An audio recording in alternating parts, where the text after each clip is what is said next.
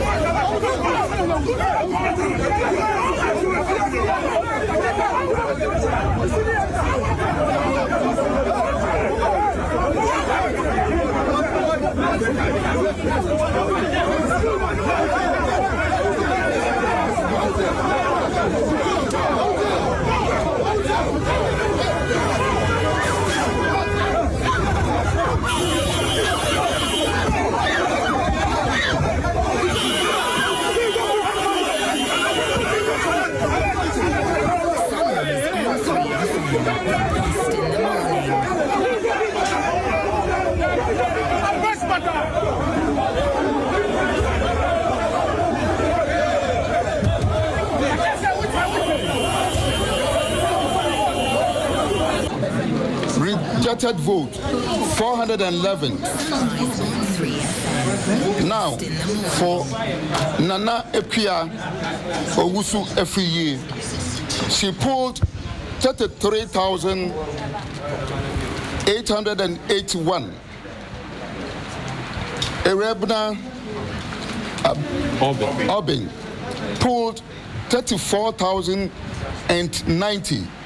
So I, Joseph Ni Kwatela Kwoti, the returning officer of Ablekuma North constituency, do declare Erabna Abuya Obin, the NDC candidate, as the MP elects for Ablekuma North constituency.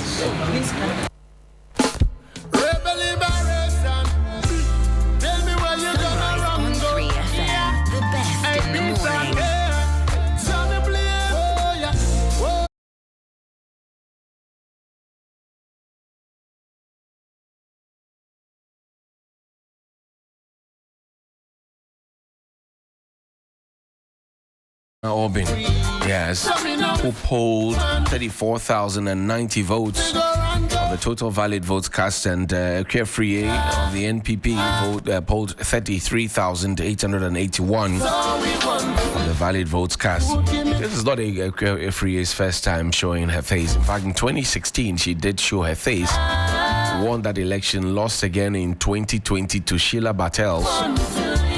And then she tried to get into Parliament again, but of course the people of Ablekuma North, those deciding 19 polling stations decided that, well, this is not your time. Go, let's have a new face. Of course, that's been, if you look at the historical perspective of the constituency, it's been a safe hold for the New Patriotic Party, starting with his firstborn, Mr. Kwamina Bartels, and then moving on to Mr. Joe Appiah. As Mubarak tried to get in there, Sali Amaki Dako has tried to get in there.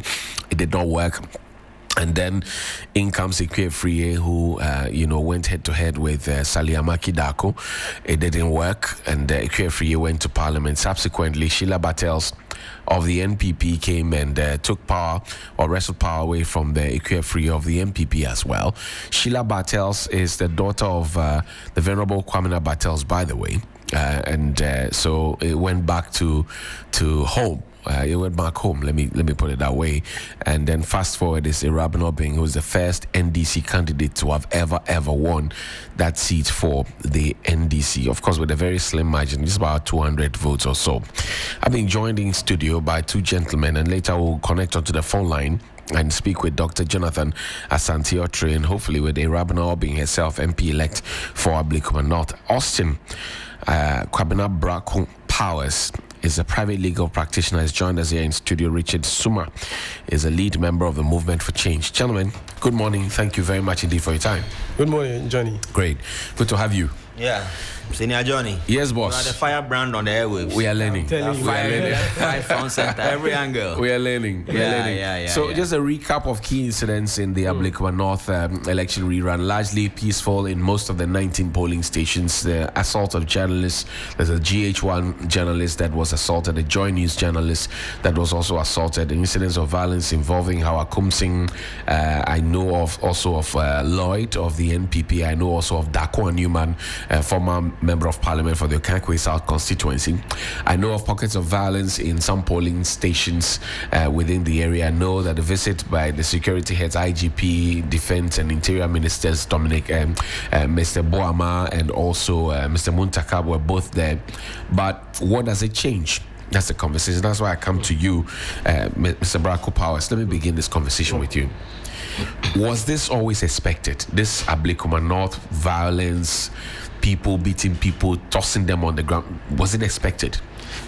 I think, Johnny, thank you. Let me greet your listeners. Right. And to zoom straight into your question, I think first of all, we have chosen this path because we could. I mean, we had the option of towing a different path, but we decided that this is the path we want. Right. Why am I saying that? Tell me. If you follow the pattern, this wasn't a by-election. Right. But it has a semblance of a by-election. Because the way the political parties, the two major dominating political parties, attach some level of seriousness to that rerun, it was more like a by-election. And we know also what happened in Talensi, Itiwa, Ayawaso, West Rogon, Chiriponi. We even had Asen North. Exactly, for recent memory. So it's a path that unfortunately we have chosen for ourselves. We could have done better. And if you had read the report of the Emil Short Committee, that is the Commission of Inquiry, the Ayawaso West Commission of Inquiry, almost maybe 2/3 of the recommendation of the committee borders on how to avoid these pockets of violence that are, during elections, particularly even by elections. But we didn't do much about the report. What did we do about the report? We abandoned the report. The government decided to issue a white paper to accept a few of the recommendations and ignore a majority of them. So clearly, this is a path that we've chosen.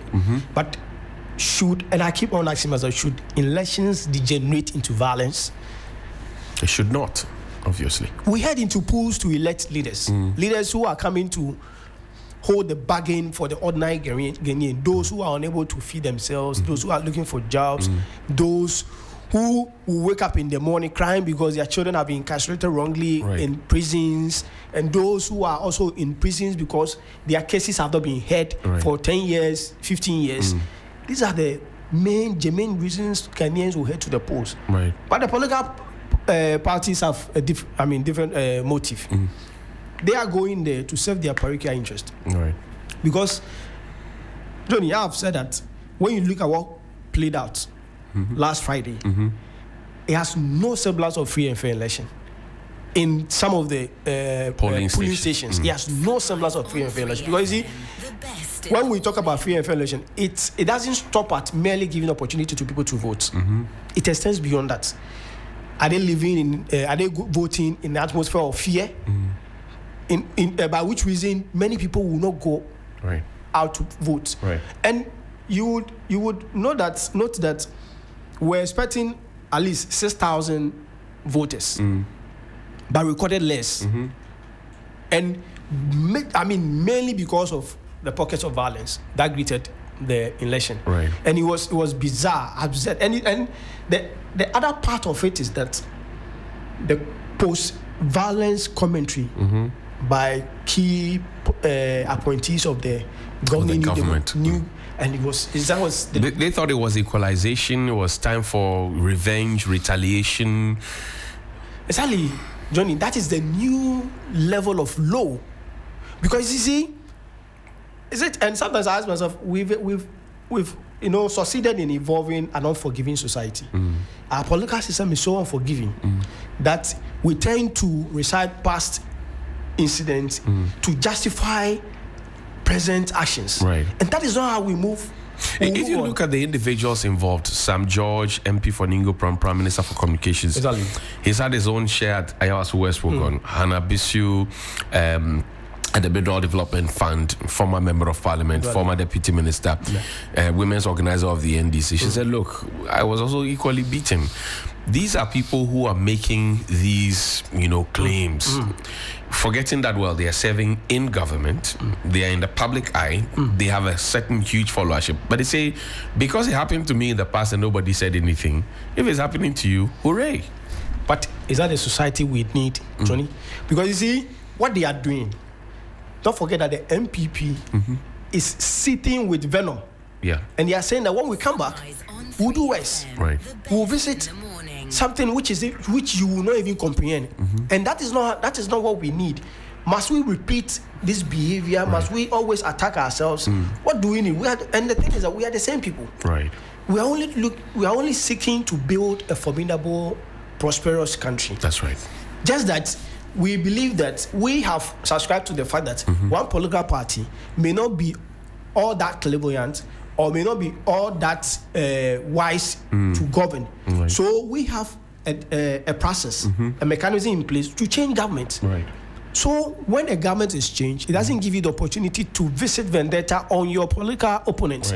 They are not your enemies. These are your own country people. You get it? So it is an unforgiving attitude. And you see, it takes one man to stop the tide of violence. One person. If the New Patriotic Party under Akufo-Addo was attacking or attacked MPP, NDC appointees or members when they were in opposition, it should take somebody in the NDC, either President John Dramani Mahama, to stop that kind of repetitive political vendetta, so that we can make progress. Because you see, the MPP is saying when we come back, we'll do worse. That means that now they are planning on what to do when they win. NDC too, when NDC finds itself in opposition, they will also be visited. Mayhem will be visited on them, as the MPP is saying. But that is not what we need. I see. Richard, let me bring you in. You play within the political space. When will this vicious cycle end? First of all, I would like to say good morning to your cherished viewers, your entire production team, my co-panel. This morning, it's a great opportunity to be with you to share this very platform with a distinguished lawyer. Well, it is not anything new because we've lived in this country for a while, and we all realize that it all started to pan out from the year 2000, because 1992 was a little bit cordial. We're just transitioning from a military into democracy. 96 was a bit cordial until we went to the 2000 election. Even that one, we didn't notice or witness sufficient violence and this hooliganism and hoodlums everywhere. We never experienced it. So Kufuor said for 8 years. So thereafter, from 2008 going, we realized that pockets of these kinds of violence started to emerge in our political space.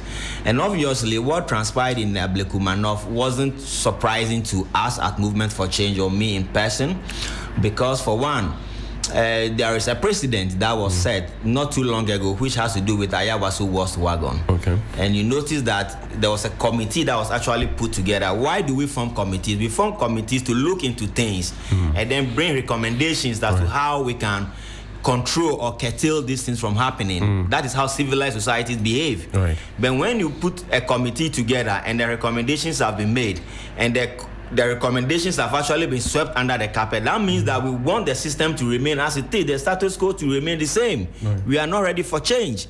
And once we are not ready for change, people will take advantage of the situation, capitalize on it, and unleash mayhem at any given opportunity when we go into such kinds of election. Either it's a by-election, it's rerunning some polling stations and all these things, where it is only limited to 2 major political parties, and all the national executive, the entire party machinery converge at one destination. Obviously, it's going to be chaotic.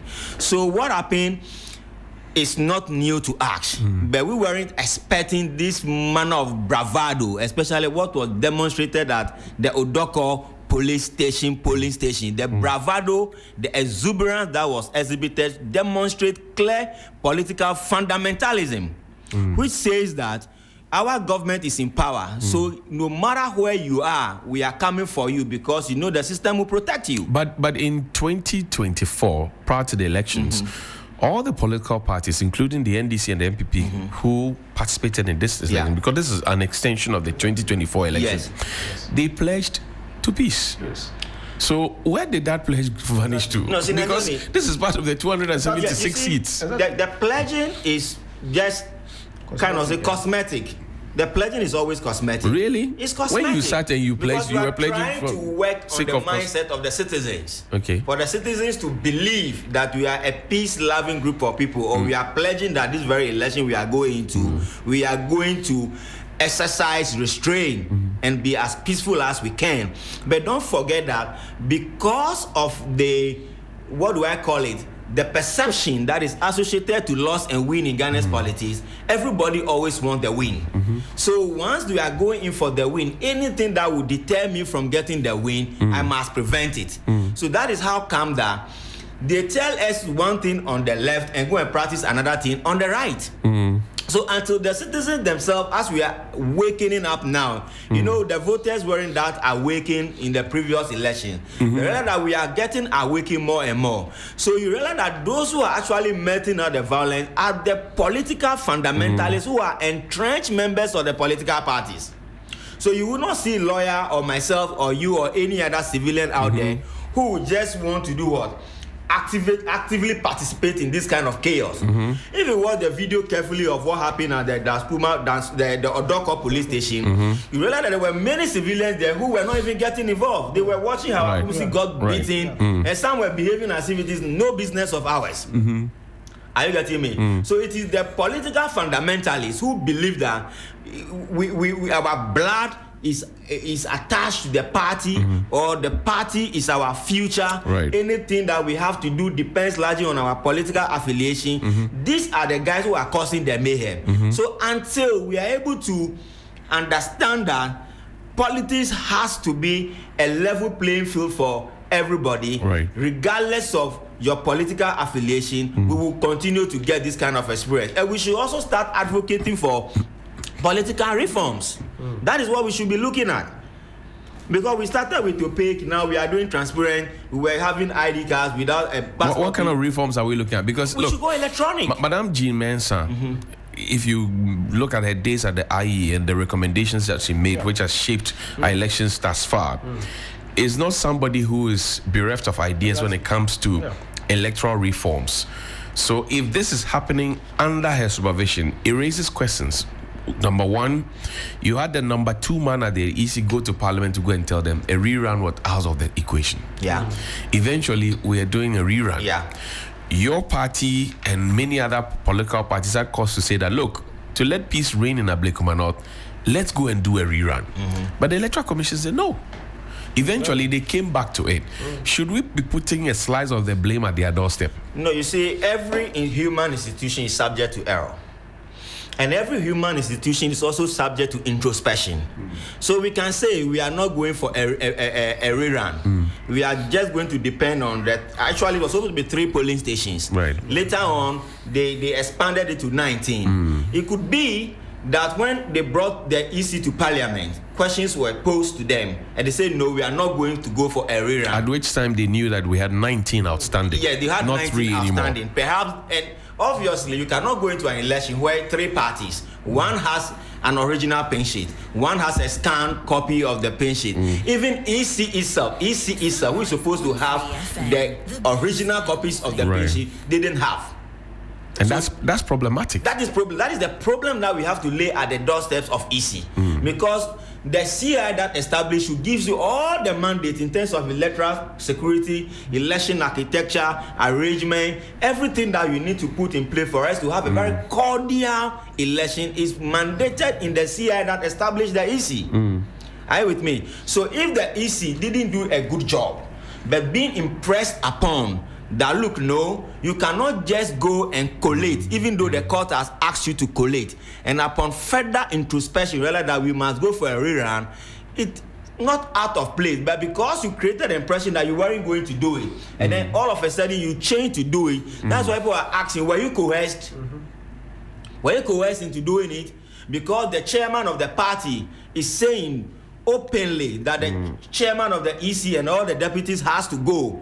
Are they protecting their jobs? For which reason they want to satisfy the whims and caprices of NDC? Is that the issue? That is the reason why NPP said they are boycotting the election, because to them they thought that the Electoral Commission is being coerced, or there is some underpinning factor that is causing them to change but their if position. that be the argument, then the EC may not be serving her interest. She may be serving her interest and that of her acolytes, because they are protecting their jobs then. Of If course, that's what you're saying is anything how to it go by. looks like. If you look at it, that's how the optics shows.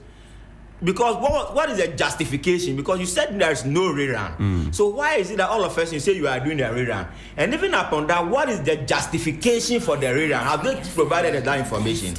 No. Have they? They haven't. Up to now, they have not given a sufficient justification as to why the switch from no rerun to what? A rerun. And then again, if you want to do a rerun, why don't you give yourself sufficient time to prepare? Make sure that everything is well organized. But you gave just about a week that you are going for a rerun. Which society behaves like that? Okay. Council, look at Act 999 of 2019, Vigilantism and Other Offences, Act.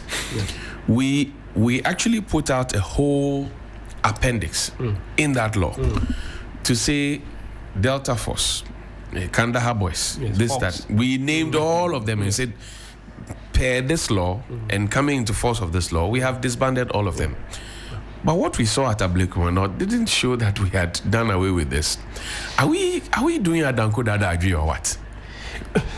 Sorry, I think, you see, so Johnny, the Councillor, I'll have you hold on briefly. Let's connect with the brand new Member of Parliament for Ablekuma North, Irabna Obin. Good morning and thank you very much for your time. Congratulations. Thank you, John. Good morning. Good morning to your listeners. Thank you. How hard did you have to fight in order to become Member of Parliament for the good people of Ablekuma North? How do I even answer this? How hard did I have to fight? It's been a battle. It's been a battle. I mean, from December until now, 7 months down the line, so you can imagine. I mean, the media, especially yourself, are privy to everything that has mostly transpired. And so it's been tough, but we are here now. All well and good. How does it feel to know that you are now the representative of all the people in Ablekuma North?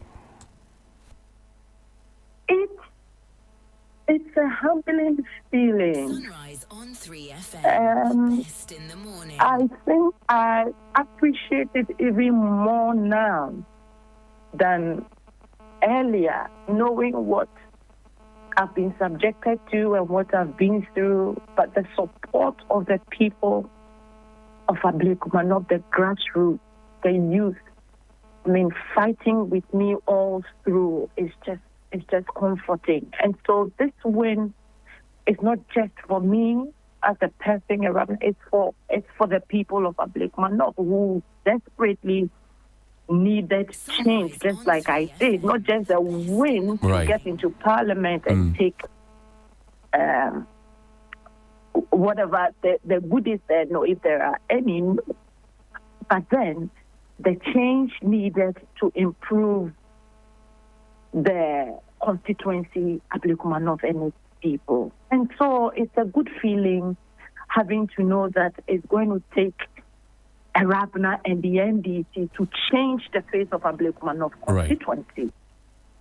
Now, there are two women in their own rights dynamic, in their own rights superior, in their own rights intelligent, bold, and beautiful, who went into a contest on the ticket of the NDC and the MPP. And you emerged victorious. In fact, in the run-up to this rerun, both of you had put up congratulatory messages. Yours on one side and Ekwe is on the other side. But now the verdict is clear. You are the chosen one for the people through the electoral process. Have you extended a palm, branch to Ekwe, or has she called you to congratulate you? Has there been any exchange of the sort? Not as at this morning. Not as at this morning. We haven't done that yet. However, I can use your medium to also extend an olive branch to her. It's a contest, and at the end of the day, there can be only one winner emerging.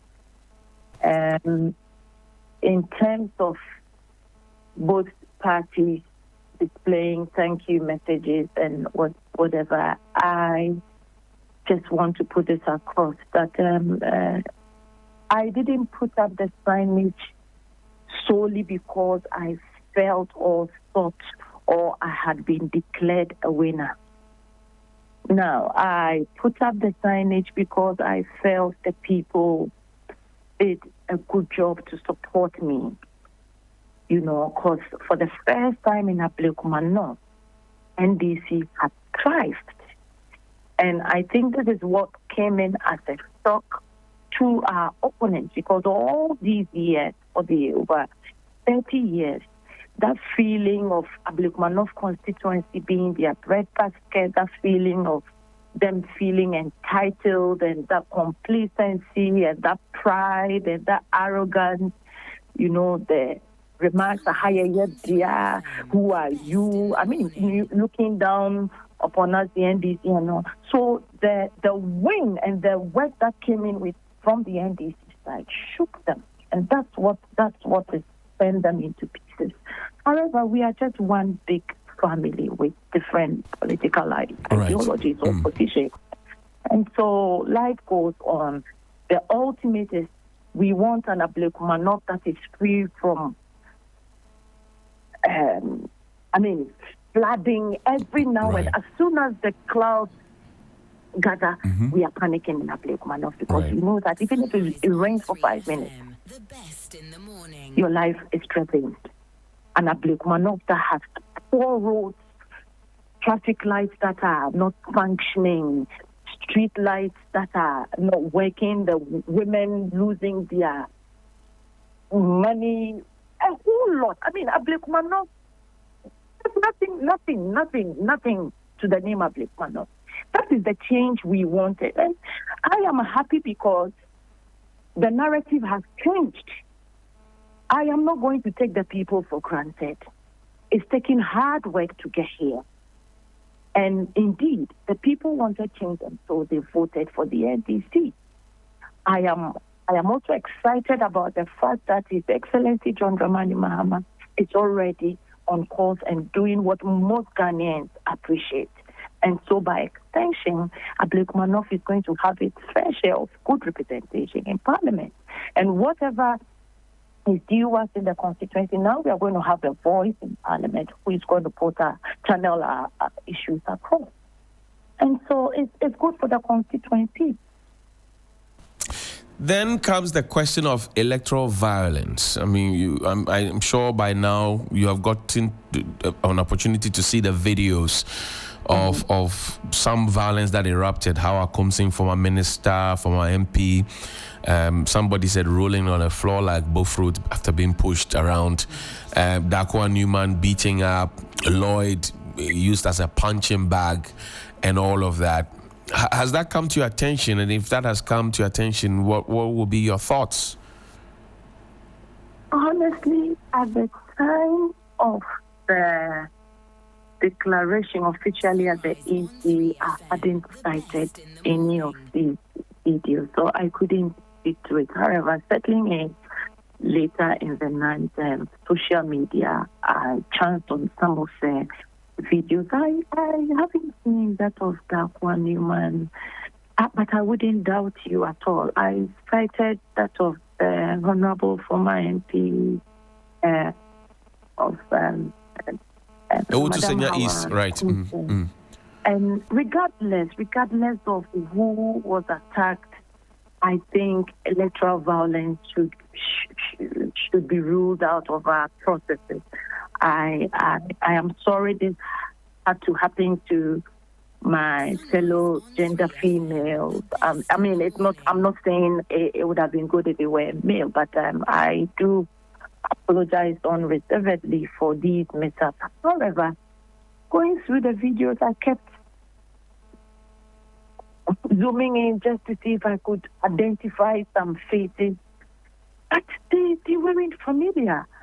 None of them were. None of them were familiar. So I was wondering, who are these people?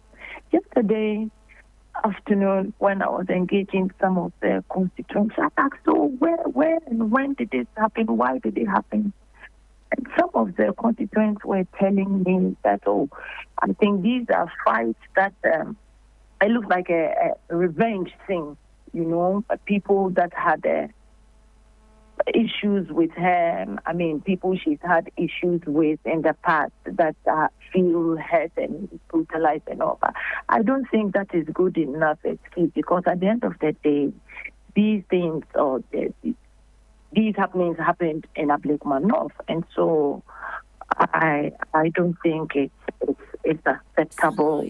I would use your medium to apologize to all the affected persons. I also heard that some media persons were also attacked. I'm sorry about this, but going forward, I believe that we should put more robust measures in place to control some of these things. Because tomorrow it could be me, my family, any other person. So I don't think it's acceptable.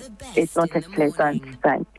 Generally, I believe the police and the security agencies did a good job. And thankfully, I am grateful that no life was lost. That's the ultimate. I know that there's been hurt here and there physically that we can work on. But if a life was taken, how do we bring it back? God forbid. So I am thankful to God that didn't happen. But to the casualties, I deeply extend my apologies to all affected persons. Okay. Now, jobs. That will be perhaps my final question. You look at the dynamics of your constituency, stacking between Okankwe South, Okankwe Central, and Okankwe North, and if you like, Ablekuma Central. And it's more like a hub of business. You have Kokompe on the side, you have this on the side, that on the side, and Yamiche areas and all of those, south of Doko, a portion of that. You seem to know the constituency quite well. Because I've come there to hold debates there a couple of times. So yeah, that's right. So I know the constituency, but I traversed there. Also, you know about that manhole that has existed as a Hansonic Junction. I know about that. I did some work around the Dakuman Junction. I spoke to Rejoice Dachuma at the time, who was at the assembly. When the assembly building was up there, behind Kokompe, inside there, that corner. Obviously you know about our Lafa and how it gets flooded, and then I know about all of that. Right. So you see all these, not to cut you, but all these, if our predecessors, those who had been MPs earlier, if they had done any meaningful work in Ablekuma North. I don't think the campaign message would have been vote for me because there's that. Rather, you would have had a message filled with hope for the people that, during my tenure, I did A, B, C, Z, and so vote for me again and let me continue with this. This is what Arabna and the NDC wants to do in Ablekuma North. We want to work. We want our tenure to be whatever we do in Ablekuma North to be evident for the people to see and witness that change has indeed come to the people of Ablekuma North and the constituency. I see. Let's talk about the jobs finally before you go. Sure. It's a big concern. You look at the Zango areas, you look at the portions of the Bubuashi areas, you look at portions of the Dakuman areas, Nyamiche, and you increasingly find people who say they are looking for jobs. What avenues have you identified, and how soon are they to hope that something good will come out from their MP for them? Yeah, during my campaign, you go to the areas you've mentioned, and in addition, the Chimami electoral area, that's Odoko Chimami area, and it's heavily dominated by the youth, mostly unemployed. And so when you go to them, their message is simple. Look, we voted for you all these years, and we don't have anything productive, anything to show for it. We have no jobs, nothing. We have nothing doing. All we do is play about, hoping where the next meal will come from. I kept telling them that consistently the people of Ablekuma North have voted in a certain party. The only thing is you keep having different faces, but on the same ticket. And so if today we are crying about jobs, etc., then you know that it's coming from a certain political party. And this is why I need you to help me have the change. And so I have a huge responsibility on my shoulder to provide the youth with meaningful jobs, startup skills, etc., so that they do not have to wait for another 4 years for someone to give them a handout of 50 cedis, take it and go and vote for me. That will stop. That will discontinue, or it will be reduced in Ablekuma North, because we are going to help the youth with some skills acquisiting small businesses that they can manage on their own. Some of them are drivers. All they need are driver's licenses. I was doing this in my own small way through my foundation called the Awula Foundation. I have no doubt that with this opening, we can do more. And with the 24-hour economic policy coming in, the Ejumara being launched, etc., we cannot afford to disappoint our youth and by making the Ghanaian youth. What is your pledge to your party? Are you going to be a one-term MP, or you're going to hold on to this seat and make it a stronghold for the NDC? That's an interesting one. I'll leave when the applause is loudest. Which means after 2028? But the assurance I can give my party, you see, the party has been so supportive through this 7-month period. Dr. Valerie Sawyer, oh dear, I don't know what to do with her. She's been so supportive in terms of prayer, counsel, everything. So many of them I can't mention names. Legal team, Lawyer Duji, I see him in your studios almost every Monday morning. And so to the party at large, I cannot fail to disappoint the party, considering the fact that it's taking all of them to again go for this rerun and then annex the seat for the second time in Ablekuma North. And so we are not going to be careless. We are not going to be. We are not going to show pride. We are going to learn, relearn, unlearn, work with humility, keep the people close, work with them, consult them, the opinion leaders. I mean, every step of the way is going to be with the people of Ablekuma North. And I'm sure together we would rescue the constituency. Just as JM is doing His Excellency for the people of Ghana. For how many terms you didn't say? For how many times I didn't say, because I don't want anybody monitoring my steps. Let my delivery, let my work speak for me. I'm sure if I deliver, the people will keep me there, and if I don't, they'll give me the boot. And so my delivery will determine the number of years I stay. I see. And Robin Obing, we thank you very much indeed for your time this morning, and congratulations one more time. Thank you very much, and Great. Thank you for your support to all the media houses. I think you've played a key role in this journey, reporting every step of the way. Now it's your turn to measure my performance. So please do, and don't hesitate to call our attention when we falter. We're grateful. Thank you very much. Have a good morning. Thank you. And thank you very the much good indeed. People of Ablekuma, if you are listening in this morning, thank you. Great. Thank you very much. Day, Sonia. You too. Bye-bye. You too.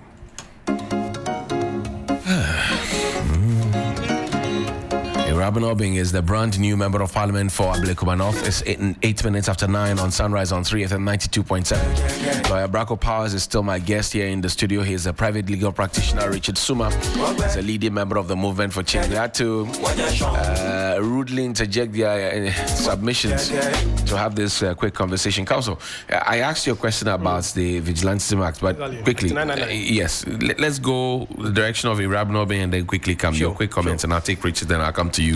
Yes, that's a substantive question. I think it's a huge victory for her, but and I wouldn't want to see, because of the skirmishes and the violence that occurred in a few of the 19 polling stations. Right. She shouldn't hold herself high because of what she succeeded in achieving. Right. And I'm happy that she has also acknowledged the pockets of violence, because initially she said she hadn't seen them, and that she hasn't been on social media to see them, and I'm happy she's witnessed them. And Johnny, her comment about the incident, right. it's a sharp departure from what we heard from Sam George and Anabishu and all those. Look, this is heartwarming.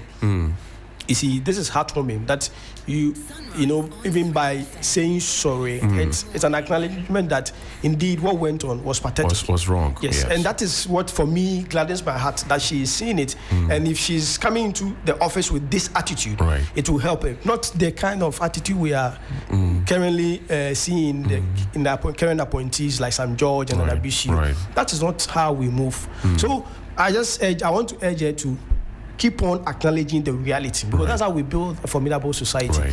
When things are not working, let's say them. Let the people feel that yes, we are ever ready to work with them. So a big congratulations to her. Great. And she should do the right thing. Richard.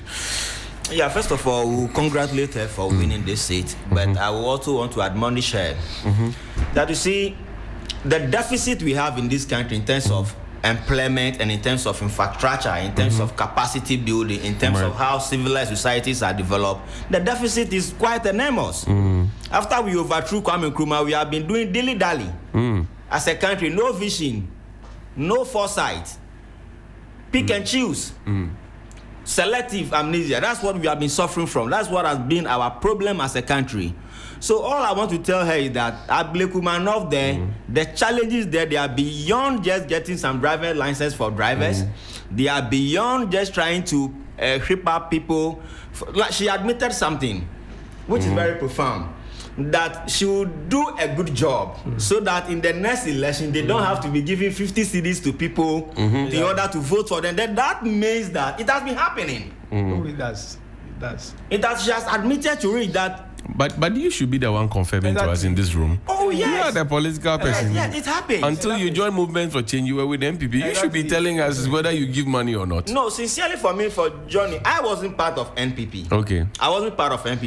Okay. You know each other. Right. I personally, I declared my intent to contest the 2024 election as an independent candidate. Right. But now you belong to a movement. Yeah, it is in a process that I realized that, look, if it is not me, that doesn't mean it must not be any other person. Okay. So I decided that once I feel like Alan is trying to extend hands to people to come on board to share it. Well, Alan is an individual that I believe in his integrity. Okay. And his personality as an individual. So I went for the individual. If he was contesting on NPP's ticket, I would not mind him at all. But because he departs from the NPP, so that's how I believe that. Right. Let us rally around and support him. So all I'm saying is that we congratulate her. She's been very candid and very straightforward to admit that anything that has gone wrong, she has apologized. She will extend an olive branch to the losing lady. But then the issue is that all we want to let her understand that the challenges of the youth in Ghana is quite huge. And the other question is that why are they so desperate to go to parliament? Going to parliament, you are going there to serve the interests of the people. So why do I have to give you money for you to vote for me to go into parliament in the first place? So until we are able to work on the conscience of the citizens to understand that these people, we are putting them there, we are putting them there to represent us, so they don't have to buy us off in order to get there. Because when they get to parliament, parliament also comes with external benefits. And these parliamentarians, they don't want to lose it.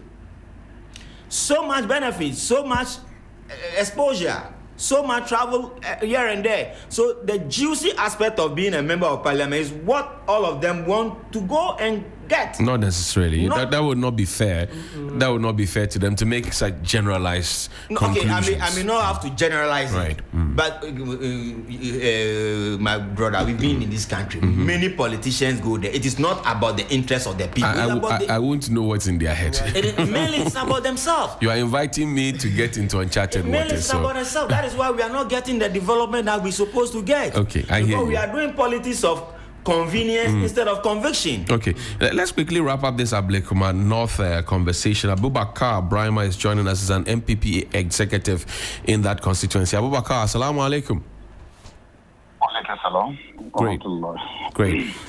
You went into this election with a conviction that you were going to win, but as fate has it, you couldn't win. This is a stronghold that you lost to your arch rivals, the NDC, for the very first time in a long time. First of all, tell me, how does the party feel about this result? Thank you very much. Good morning to your chairs viewers. And first of all, let me say a good morning to our victimized people who were beaten in Ablekuma North. As I'm the constituency organizer, and I'm very sorry for what happens to them. Yes, my brother, your question, our party was not part of the election. You know that. So on whose ticket was Ekefrie contesting? Yeah, I'm coming. Right. Our party decision was not to contest the election. Right, the according to the General Secretary, that's correct, yes. Yes. So that means that day, if your journalists or your men's movements were on the grounds, you see that you haven't chance any national thing apart from the national deputy organizer who came there to just see what is going on was ended up beaten by NDC full soldiers. Yes. For me in Ablekuma North, when the party took the decision, I was in support, but I said no. So far as the Electoral Commission has not taken the candidate picture and the MPP, our party logo from the ballot paper, we will go out and monitor what is going on. And exactly what we did. You will not see any MPP members that was causing problems or listen. It was only the NDC with their national security, with the Ghana police, with the Electoral Commission. And I know definitely this election was not MPP and NDC. It was beyond that. And that is exactly what happened. So I'm not surprised what happened, but we'll come stronger in Ablekuma North and move forward. This one will not discourage us from anything in Ablekuma North. We know it's our strong seat. The people of Ablekuma North have already chosen their MP, but the Electoral Commission and the Ghana police rejected that candidate and come and decide and impose an MP on us. We as NPP will take it as a good thing, but we'll advise ourselves and move forward. Now, the question about you losing what has been a stronghold, I mean, from Kwabena Battles to Joe Apia to Sheila Battles, and now you lost it. Yes, we have never lost Ablekuma North before, but today we have lost it. But it's not that we have lost. They have snatched it. They have taken it from us with all the forces that they have. and took it for now. So I don't believe we lost the election. We have not lost the election. We have never lost the election. Because look at the forces that came to it and said that from day one, since December 7, 2024 to date, my brother, you are a journalist. You are all over this thing. Look at what the Electoral Commission have done. So will you tell me that this 19 police station that they came and did was fair? Are you blaming the Electoral Commission for your defeat, or you're blaming the NDC? I don't understand. Let me understand. All those blood drops in Ablekuma North, I'm blaming the Electoral Commission and the Ghana Police, because initially, the 7th December, it was somehow fair and fair. Equifre has won this election with a different margin of 414. Is that not it?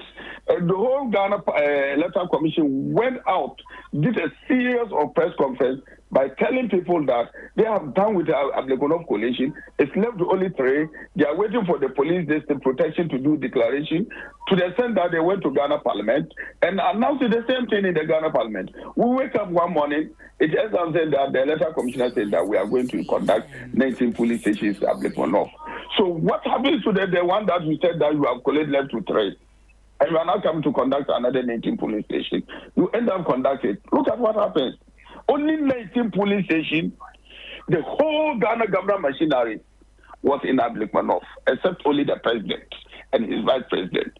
Even today, I'm grateful that the vice president came out boldly to condemn what is happening in Ablekuma North. But they already know what was happening. But we have given our issue to God to judge. And God is the best judge. He will judge everybody. And I'm praying that Electoral Commissioner, Mami Jenana Mensa, will never remain there. And this Ablekuma North issue has told the whole world that he's a failure.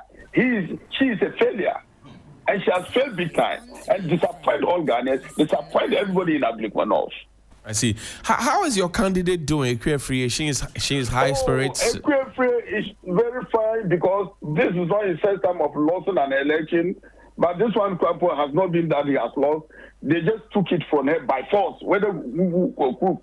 And Equifre is doing well. Yesterday, I was in on the ground. All our people that were beaten, we went to all of them. The police station that was beaten at the police station called MTTD and God first this thing. Then we went to our national deputy organizer, through there to Mama Hawakumsin and Mama Hamkun, and all these things. Master, it's very pity in Ghana. Seriously. Well, Equifre congratulates Irabna Obin. For what? Oh, for the win. Or which win? The electoral win, what we saw on Friday. At where? Ablekuma North. Ramna has never won an election in Ablekuma North. I see. Ramna has not won this election. I said, she knows. And I said, nobody can decide it for Ablekuma North MP. But if they have decided to take it, they should take it. But 2028 is coming. We will also prepare ourselves very well. I don't understand. What are you going to do? We are not going to do. We will make sure we will protect our ballot and we will not allow anybody to come from anywhere to come and decide for us. Already, NDC has decided with all their machinery that whether you like it or not, we are in power. We are taking it. We'll beat you people. They should come to our homes and beat you in addition. Me, I know I'm still no sin, but I'm not afraid to die, because at the end of the day, all die be die. If they cut your head, if you are sick and you are dying, you dead. But I'm not saving Ablekuma North, but I'm not afraid of anybody. We are all living in Ablekuma North. I'm not praying for any violence, but I said that this is not how to go in politics. It's just like the people say, Kabina Mikabi. But if you say Kabina Mikabi and Yejumadia, let's move to the style that we are going. We will not get there. No, if you take a Rambo style to took something from that the people decided that still you not accept her. We are all right to go. We are good to go. So tell me, Abubakar, how do you propose to support the new MP to help all of you in Ablekuma North? She can never help all of us. Even the limit party members, the division that in among them, but that's what I'm saying. That's why it's not my issue. Me fear myself. And my fear is an MPP, and I'm talking about MPP, how we will reorganize ourselves and come back stronger and win our seat back. Because this one was not a loss. That's why we are not in pain. It's not a loss. We fought a lot. From 7th December to date, those who did violence was awarded. Look at the current MC. He was the one that who destroyed all documents of Electoral Commission, and we got out to that. The same person went and burned a school building with Electoral Commission property. Nobody see as anything. The president ended up awarded him with a municipal chief executive. Have you reported these things to the police? You seem to have a lot of information about who destroyed what. Oh yes, I'm not the one who has to report to the police. But if you saw the crime happening, you have a duty as a citizen to report to the police. There's no expiring date of crime. Up for crime, there's no expiring date. The day that one of the this issue will come, we'll bear to be witness. We'll be witnesses. So for now, you will not go and tell the police. But who is the police? Who is the police? If the police invites you to come and give them help to investigate this, will you go? Why will I go waste my time today to go to police without this thing? Because if you look, let me tell you something. I was surprised when they were beating our national deputy organizer, when we were talking to some of them. He said, my brother, even you, if you run away for your life, run away from your life. We, the police, standing here, we are not even safe because we are just like a stick standing in front of you. Because they ask us not to come with any gun to protect you people. And look at the NDC people that are standing. All of them have a gun. So if I'm to do anything, they'll beat me in addition to you. So my brother, if they are beating you on this thing, if you cannot go and defend it, you also run away for your life. If a whole policeman will tell me this. The police told you that. The police told you that. People was beating journalists. Yes. Sunrise on 3FM. The police told you that. Yes. I see. Anyway. I'm telling you that if you can run away from your life, run away. Save yourself. Abubakar, my my final question to you is, how is the party picking itself up to prepare for 2028, hopefully? After the election, the party has not yet met. But I'm telling you, and I'm giving the assurance, I don't know whether I'll become the next organizer of the party in Ablekuma again or not. But even if I'm not part, anyone who will be taking part as organizer, and I'm not, I'll make sure that with my experience and what I have learned from this very election 2024 to what Electoral Commission come and took from us for NDC, it's a lesson I have learned. And if, God willing, I have not that, I will know the strategy that I will use for the 2028. But all that I will say to my party people that we are very sorry for what happened, but this is not the end. This is not the end of a man. I see. But like it's Bob Marley's song that the one who fights and lose. To fight another fight. Okay, I see. Yes. Now, Akwatia is coming up. I'm sure that you were talking about your preparedness for 2028, but are there any lessons from Ablekuma North that will help you the party in Akwatia? Yes. You know, Ekwefe is a hero. He's a fighter. Right, she's a hero. She's a fighter. And whatever that happens today in Ablekuma North is more or less a lesson to every single party in Ghana here to get himself prepared like what happened in Ablekuma North. If it is not because of Ekwefe, there's no a lesson that the party could have learned. But today, because of what happened in Ablekuma North, what happens to Ekwefe, it's just a big lesson for our big men in the party lovers, the party fooders, that look, this is what NDC have for us. So let's also get bound together and bounce back and take Ghana and save Ghana from the crook NDC. So, Akutia, I know Ablekuma North is a lesson. We'll prepare very well and we'll go to Akutia. I will go some. I'm not going to sit down and cry. I'm even telling my brothers and sisters that, look, the by-election definitely it will come. NDC will never say they will not go. So let's get on ground, start working for our party to win the Akutia by-election. Kennedy Japan was there. He was the only presidential hopeful of your party, or flag bearer hopeful of your party who was there. Not only the Kennedy Japan, Brian Champon was there. Brian Champon was there. Oh, does that put them in the lead for you in Ablekuma North? Brian Champon was there, but they didn't come because of the election. But they hear that they are beating MPP people. That's why they came there. And I'm asking you, the fact that they came there to intervene or to come and see what was happening to you, does that make them find favor in your eyes towards the flag bearership elections? I'm not the decider. The police station people will decide that one. No, I'm asking you, Abubakar. No, yes, that is what I'm saying. My vote is one. And where would your vote go? My vote is going for one person, and the best candidate will be having my vote, because I've not heard all of them yet. And I'm the organizer of the party. Anyone that comes to Ablekuma want to meet the police station executive, I have the right to organize for them. So for now, I'm not campaigning for anybody, but I said the best candidate shall win, and the best candidate may have my votes. I hear you. Abubakar, Brahma, I'm grateful that you could join us this morning. He's the constituency organizer for the Ablekuma North constituency, NPP, in the Greater Accra region. Well, let me place on record that we placed a call to Ekwe Friye, who stood with Rabna Orbin in that election, but she declined to speak. She said she wants to rest and, refresh her mind first of all, settle the dust before she speaks. And I think that we can grant her that. Council, let me come to you now. Act 999 of 2019. Yes. We've tried to hold this conversation, but in and out, we've been going in and out.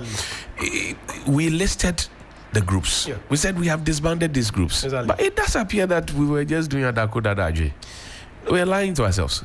Is that the case? Is that what you see too? No, I think we may have a challenge, and the challenge may be a legal one, because when you look at the act you refer to, the Vigilantism and Related Offences Act 2019, Act 999. Right. Section 10 provides clearly that the minister must, or the minister has to introduce an ally to operationalize. That's right. The act. That's right. And right up to date, we don't have an ally. It says we don't have an ally to operationalize Act 999. Right. And this is very important because, like I said, when you look at Section 10, it is clear, patently clear, that there must be an ally to operationalize, especially to help even with the enforcement. Like you said, they listed a number of these vigilante groups in the schedule, and also the act provides that these groups are disbanded, but are they really and actually disbanded? Right. The LI will be more important. So I think we have a major challenge, and we need to work towards it. Particularly, I don't want to read meaning into why the previous government did not implement or just introduce an ally. I don't want to read meaning because we may not know backroom discussions. That's right. And I don't want to, like I said, just put in any word. But I think we need an ally. The current Attorney General will have to do us a good service to introduce an ally. Because you see, the thing is that, like I always say, Johnny, at least someone must stand up and do the right thing. You see, all of us cannot pretend as if we are not moving forward, or we don't want to do anything as the previous government did. So we should also do what benefit our people or our political party. That will not help us. So I will urge the current Attorney General to do us the harness, pass the LI, get the LI to operationalize Act 999, so that we can be able to, because see, these groups, they are there. It isn't, and when the act says they are disbanded, how are we actually sure that they are disbanded? These groups are there. In fact, the Section 10 says the minister may, within 12 months after the coming into force of this act, by legislative instrument, make regulations which are necessary to give effect to this act. So you're right. Now, let's pay attention to the schedule. The Hawks, Invisible Forces, Delta Force, Azoka Boys, Bamba Boys, Kandahar Boys, Boga Bulldogs, 66 Bench, Al Jazeera, Al Qaeda, Aluta Boys, Asamankesi Forces, Bafira, Burkisong, Bema Camp, the Crocodiles, Eastern Members, Bewa Youth, Lions, NATO Forces, Pentagon, Rasta Boys, Sese Group, Taliban Boys, the Dragons, the Rock, Toazi. These are 27 groups. Very dangerous names. Very. And they are there. And you see, they are just dormant. But the fact that they are dormant doesn't mean they have been disbanded. And what we witnessed last Friday was an act of vigilantism. Because when you look at Section 11, it defines what a vigilantism means. You get it. So what happened over there, when somebody versus mayhem or violence on other people for the benefit of one person or a political party or a group of people, that is an act of vigilantism. That's correct. And we don't need any flowery words to know that what happened last Friday in some police, some selected police stations out of the 19 was an act of vigilantism, which the current government must act on it. But in any case, Johnny, the fact that there's no airline does not mean the police cannot. Because there are other laws. Exactly. Disturbance of public peace and all of that. Yes, that the police cannot prosecute these folks under any other law. We have a lot of, like you were saying, a litany of laws. Right. Ghana is very good at copying laws. We have them in the books. When you go through them, sometimes I take the I-29, the Criminal Offences Act. I'm telling you, when you go through, there are certain offenses that you ask yourself, when was the last time they punished anybody under this offense? Right. When was the last time? See what happened to Agrada, the Charlatanic advertisement. There's so many we've seen. We've seen so many of these people on television advertising, do their so-called voodooism, how they want to help people, but nothing has been done to them. But you see, we have the laws, we must activate them, work on them. I think the police must not hide behind anything and say that because of their lie or the absence of the regulation, they cannot. We have a lot of laws here, and some of them prescribe even some of these activities. So let us act well. You see, but you see, Johnny, there's one thing we lost sight of. You know what happened last Friday at the selected police station? Largely, we must also blame the police administration, and I think we are missing that point of view. You know, I personally, I was telling a few friends that I didn't see policemen and women there. What I saw were men and women in police uniform who were equally observing what is going on as ordinary Ghanaians. In fact, a military soldier, a soldier friend, a senior officer friend of mine said the same thing. And he said that, look, the number of persons you parade in uniform doesn't necessarily connote security. That is it. There's supposed to be layers of security, so that the gate through which the hoodlums came, right, should have had a party ahead that should have alerted them. So different layers. So before they get there, their firepower would have been doused to it, and then those in can contain them. Exactly. But that was not done. No. You could clearly see that at the gate, they just bullied their way through, and that was it. Yeah. And you see, so there was no sense of crowd control, no sense of security. And I was wondering, these are men we have assigned to protect ordinary Ghanaians. And they themselves could not even do anything. They were helpless, literally. They were looking around and watching the people. They were helpless. So you see, it pushed forth the argument that, are we really reforming our police administration? We need a serious overhaul. The police system is weakened. Particularly, they try to do the bidding of the political parties. You realize, because they knew or suspected that those militant groups were affiliated to the government. So they were inactive. They didn't know what to do because they were scared. They're protecting their jobs. No, protect your job, Johnny. Richard. Yeah, Johnny. So this is where we are. I mean, the law is there, but it looks like we're doing a free for all. Let us be very candid with ourselves that vigilantism, this hooliganism and all these things is never going to erode from our politics. Not today, not tomorrow. Really? Yeah. The reason being so is that the political parties believe that they can't trust the national security architecture when it comes to election. And when we are doing a general national election, just put us against the number of security personnel that we deploy, they are of the opinion that if we depend largely on this group of people, we cannot monitor the security or the election process. Right. And again, they don't trust each other. And this duopoly has entrenched to the extent that they know that if it is not A, it is going to be B. There are some civilized jurisdictions that they can have entrenched political parties, but before you say Jack, another third party is coming from somewhere and throw away one person. So they are always cautious and know that it doesn't belong to us. But here they think that the power, if it is not NDC, it's NPP. They assume that there is no way in Ghana's history that any other political party can beat any other duopoly. Right. So that's why we are glad that even up to now, ideally, it has always been NPP, NDC in the political space. But now the opportunity is being given to people like the Movement for Change and other political parties to also participate in the political conversation. This is the only reason why we are believing that maybe 10 years from now, the dynamic or the narrative will change.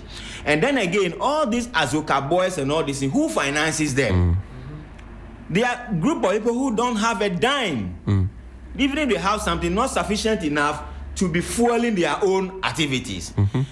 What happened at Friday? It wasn't perhaps sanctioned by the president, but realize that the political party itself is aware about what happened because to them it's a vendetta against what happened in Ayawaso Volkswagen. They've now gotten the opportunity to also do a met out mayhem on their political opponent. So if somebody should tell you, even if it is the LR is passed, every law is written, everything is done, I sincerely still believe that parties will always have their internal security arrangement, which ideally is not out of place. But when you start to use them to cause mayhem, this is where the problem comes in. So until, like I was just thinking through, and I say, election in civilized jurisdiction. Do you know it is not everybody who participates in election in other jurisdictions? You must be educated. You must have a certain level of education before you can even have a voter's ID card. Right. But here we have all manner of people who are choosing for you leaders, choosing for you constituency organizers, choosing for you all this kind. So what kind of society are you expecting to have? But even for those who go and aspire to be on the ballot sheet to be voted for, they say you must check them for sound mind. Yes. Who takes time to check that? We don't do that. There are some when you have MPs carrying chairs and destroying them, there are some jurisdictions. A sound mind, It is only in Ghana here, not because maybe about English or something, but there are some jurisdictions, my brother, if you are not educated, you cannot participate in politics. You cannot even vote. Right. They will not allow some illiteracy anywhere to choose for them their leaders. So the society is always forced to ensure that everybody will get some educated. education. That's why I'm talking about electoral reform. Johnny, all the electoral reform has still been centered around queuing in the polling station, going to vote, and votes are counted. Okay. And now they've come up with this idea of pink sheet, that they should collect data. Why don't we try to go electronic? Okay, you go electronic. The pictures of the candidates are there. The tablet is there, like how your screen is there. You come, NDC is there, MPP is there, Movement for Change is there, whoever you want to vote for, you just click on it. Do you want to do that in a country that the Electoral Commission comes to openly confess to us that their system was hacked? And that's why I'm saying that every society, they will always try to outsmart you. But even in American election, don't they claim that Russia has done what? Interfere in their election because they use some technology way to hack into their system. Right. It will happen, but in that sense, it decreases the tension. Okay, I hear you. Well, let's go on to the phone line. Dr. Jonathan Asante-Ottray is joining us. Let me quickly welcome him. Come to you, Council. I have a legal question for you. Doc, good morning. Thank you for your time. Good morning, my brother Johnny. How are you doing? Greater than Accra. I'll come to you shortly. Give me a second. Dr. Council Braco Powers. So the NDC now has 184. That's 2/3 majority. Exactly. Have we handed them a sword or a gun, or have we handed them the right tools to be able to help all of us? What have we done? No. So I think I've heard many interpretations. Right. People say that because NDC has been able to marshal to test majority in parliament, so right. NDC can do whatever they like. Right. You know, the thing is that some of the voting patterns in parliament, they take 1/3. Right. Others take 2/3. That's right. So NDC, what really actually gives NDC the upper hand is because NDC may not necessarily need MPP to sanction a bill in parliament. Okay. That's largely. But to say that by getting 2/3, NDC can change the term of President John Mahama is not a sound argument. Right. It's not born out of the Constitution. Because you see, even his term, the term of our president is captured under what we call an entrenched provision, which takes referendum to change that. Right. You get it? So that's right. The NDC cannot sit there and say we have extended. It cannot happen. It cannot happen. So those listening, I just want them to be settled in their minds that by NDC getting 2/3, NDC now has rather control of parliament, and that they will not even need the presence of MPs to conduct business. But democracy is collaboration. But you see, in our constitution, our constitution says they need at least 1/3 quorum. Okay. Quorum is 1/3. That's right. And 1/3 is almost 90. That's right. You get it? And having 184, the constitution didn't say you need 1/3 of both Okay. It's just 1/3. 1/3. So if you're a legitimate member of parliament, you are there. It doesn't belong with Simplicity. no matter which side you belong to. 1/3. Once you're part of the 90, around 90 figure, you're cool. No, 1/3. You get it. That is one of the challenges we may want to, and I will wish the Constitutional Review Committee to take it up. Right. Because it doesn't state that you must make sure that you have 50% of the ruling MPs from the ruling government and 50% from. So in that vein, NDC doesn't need MPP to conduct business. Professor H. Kwesi Prempeh, for example, who chairs the Constitutional Review Committee, has asked a question. He says, what if in future, if we have a situation like what we had at Akwetia, for example, where my good friend NSC Alkumi now has gone to be with the Lord, instead of going for a by-election, you decide that the political party that he belonged to give you a representative instead of him to replace him, so that we move on rather than going through a by-election. What do you think? I think this is more like the easiest option out. You get it. But we live in a multi-party democracy. We subscribe to a competitive process. So it must be, because the constitution is clear. A few months to the general election, you can conduct it, but just when you have limited time, you don't. And I think it's not sound. I see it as the easiest option to avoid some of the skirmishes that we were just talking about. But that's not what we want to do. Let it be competitive. Let the electorate, because you see, election is the measurement of the mood of a group of people at a particular time. Right. So when there's a by-election, then it affords us an opportunity to remeasure the mood of the people. Right.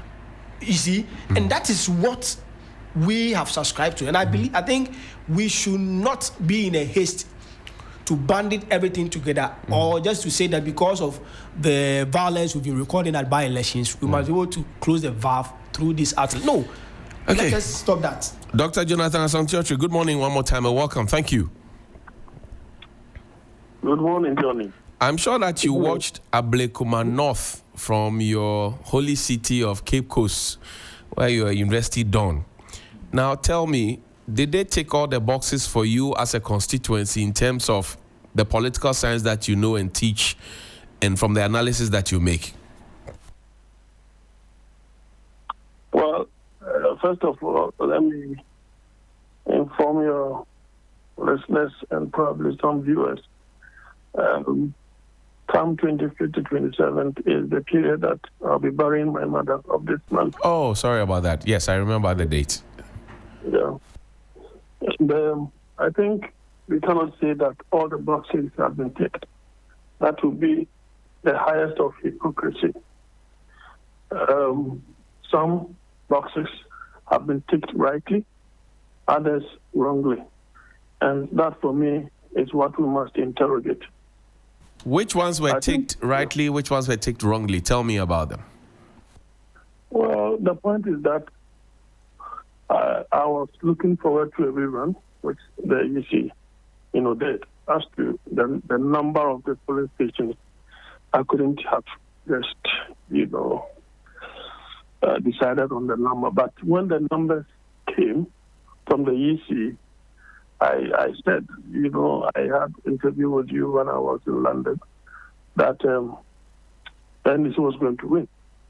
And it was because of the goodwill that they had from the people and the kind of positive economic indicators that we are all seeing for now, i.e. from what they inherited.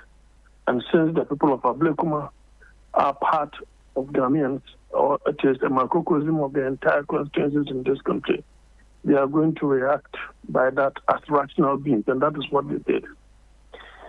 The other boxes that I believe were not ticked rightly, of course, the security architecture has always been our brain. I don't know whether we organize ourselves rightly, or we have to look at it from a different perspective. Time without number, we have experienced these kinds of violence, and we still have the police that will be there.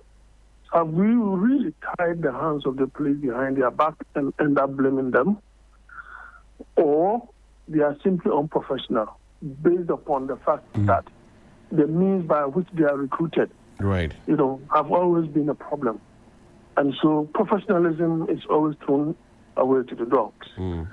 Is it the case that we may have to begin to train certain elements within the police to be specifically be doing, electoral protection, security, architecture or what? Maybe that is what we have to look at.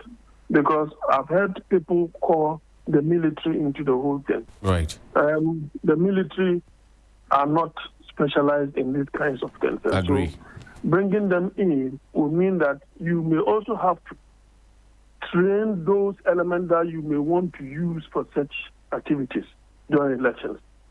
That, for me, will be the best way to go, so that we select these people to do policing, proper policing, when it comes to elections, because it appears it's a different thing altogether. And some people, by means of how they got recruited, may want to do a favor or two for one or the other. And that is something that is creating all these problems. Yes, the construction of the mind cannot be read on the face, as Shakespeare tells us.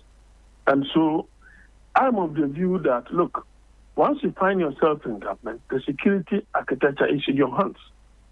The opposition has nothing to lose if they foment trouble. They rather want to court sympathy. So once some of us analyzed that the NDC was going to win, what that meant was that the opposition was definitely going to foment trouble. They were going to foment trouble. So I expected the security architecture to ensure that there are people that were going to prevent things of that nature from happening. So those who were not, accredited to be wherever they were supposed to be, they had to be prevented from, getting to such places. I see. The other negative box that was ticked is our perpetual attack on journalists. What is the meaning of this antiquated, anti-Bolivian behavior? When are you going to stop this? Why is it that you don't want whatever you are doing to come into the public domain? All of us in Ghana cannot be at Ablekuma. That is the more reason why you have journalists, you have presenters, you have observers, to be there and to project to all and sundry on television stations, and for some of us to listen on radio stations as well. That is how we get informed and get educated. So what is it that, we always want to attack journalists?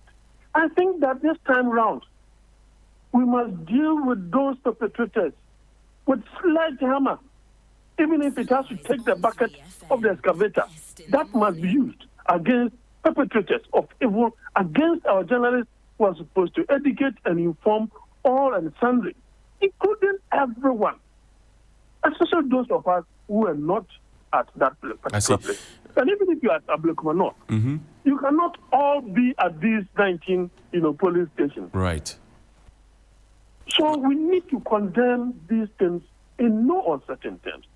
And probably, I may have to suggest that it shouldn't only be the 2020-2024, mayhem that were visited on some of these people that our president has asked the IGP to investigate and bring the report. I think that we may have to do a thorough commission of inquiry, right?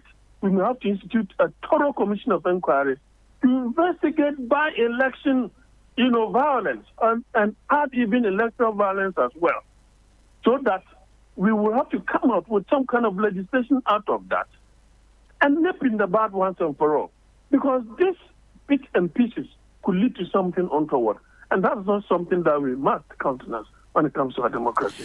Now, let's look at Ablekuma not being the opener for the Akwetia by-elections that we have ahead of us. We have seen the violence. You have condemned it. Counseling Studio has condemned it. Richard has condemned it. Many other persons have condemned it.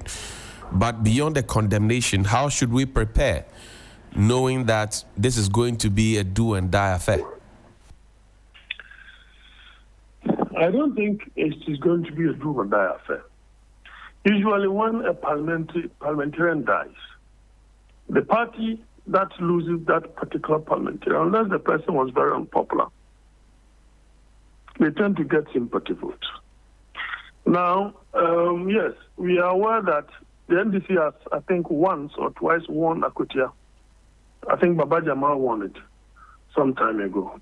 But on regular basis, yes, the MPP has had that particular constituency in their grasp. It is just that for now, the MPP is in disarray. The center is not holding.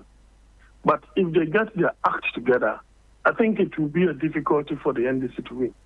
What the NDC can do is, because of the goodwill, they may want to use that as a test case for future elections in terms of the numbers that they are going to get with respect to what they have been getting, right, in the previous elections, and especially the 2024 one, so that they can use that as the analysis to project into the future constituencies of that nature within that particular region. That is something that they can use. So it's like Kumewu by election. I said that NDC cannot win that, but that was before the 2024 elections. But they are going to show up their vote in that area, and that was going to be a test case for the entirety of the central region, of which, based upon what was going to also happen at Asin North, then they will see that the MPP was going to lose the elections. And that is what exactly happened. In this case, I don't think that the stakes are high. The only thing that I'm foreseeing probably could happen is that place being either a stronghold of the MPP, the opposition may want to, foment trouble without having their trust in the security, and then it means that something of that sort could also happen.